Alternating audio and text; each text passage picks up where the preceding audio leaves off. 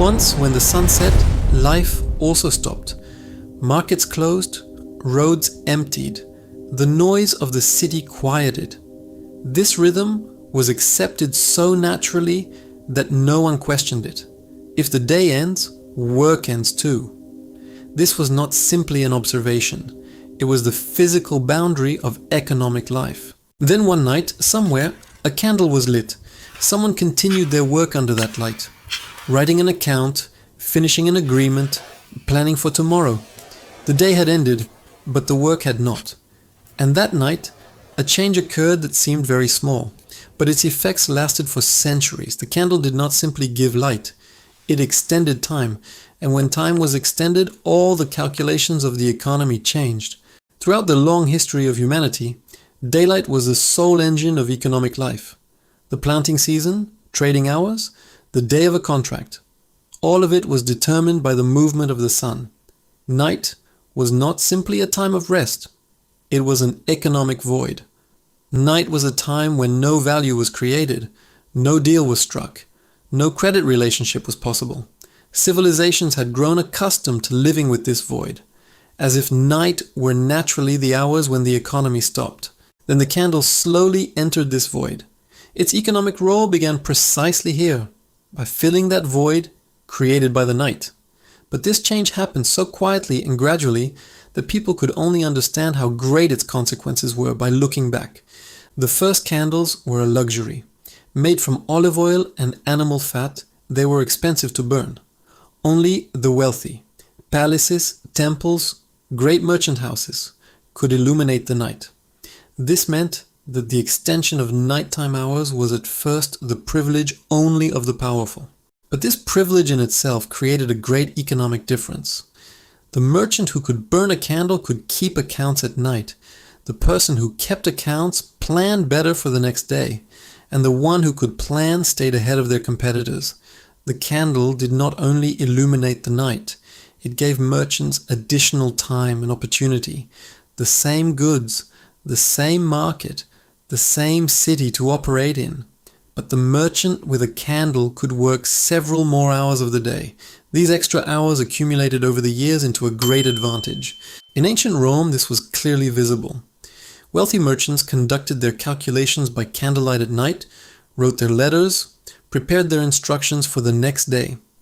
Poorer competitors stopped work at sunset. This difference had a direct effect on profit, planning, and economic advantage. Roman law recognized contracts made at night, provided there were witnesses and a source of light. This recognition itself said a great deal. Night was no longer an economic void. When the conditions were met, night was also considered a valid economic time.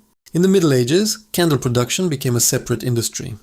Candle makers in large cities united into powerful guilds. This guild system was in itself an interesting economic fact. Demand for nighttime hours had grown so large that a separate field of production formed to serve it. The church understood this dynamic very early. Monasteries illuminated the night, libraries, scriptoriums, and storehouses began to be built. This light meant the continuation of economic activity. The monastic economy did not stop at night, and because of this, it was stronger than its secular competitors. The candle's provision of extra time produced another significant consequence for finance. Nighttime discussions became possible. Merchants struck deals by candlelight, discussed credit terms, and formed partnerships. These meetings, unlike the noisy hours of the day, were calmer and more long-lasting. The saying that great financial decisions were made by candlelight is not merely a metaphor. It is a reflection of genuine historical truth. The Medici family of Florence, the banking dynasties of Venice, the trading elite of Holland, all of them had critical meetings held by candlelight. Candlelight added a particular quality to these meetings. During the day, everyone could see who was speaking with whom, who was saying what to whom. At night, discussion could be more private. The candle both made things possible and concealed them. This dual quality made it an irreplaceable element of financial history. The Industrial Revolution sharpened the process the candle had begun. When factories were illuminated, the night shift became possible. The worker no longer stopped work at sunset. The factory worked in the light, at night and during the day alike. This capability created a great advantage for the employer. For the worker, a new reality emerged. Every hour of the day became a potential working hour. This change transformed the labor market at its roots. Previously, the value of a worker's labor was measured only in daylight hours. Now the very concept of the hour itself changed. The night supplement, additional payment for nighttime work, was one of the financial innovations of this era. It seems simple, but this innovation formally recognized that the price of labor changes with time. The same work, the same worker, the same factory. But if performed at night, it carries greater value. This principle itself is one of the foundations of modern labor economics. The spread of illumination also changed the concept of the city. The city of a dark night was completely different from the city of the day. Candlelight merged these two cities, turning night into an extension of the day, and this merger redefined the value of urban land. Property near an illuminated street became more valuable.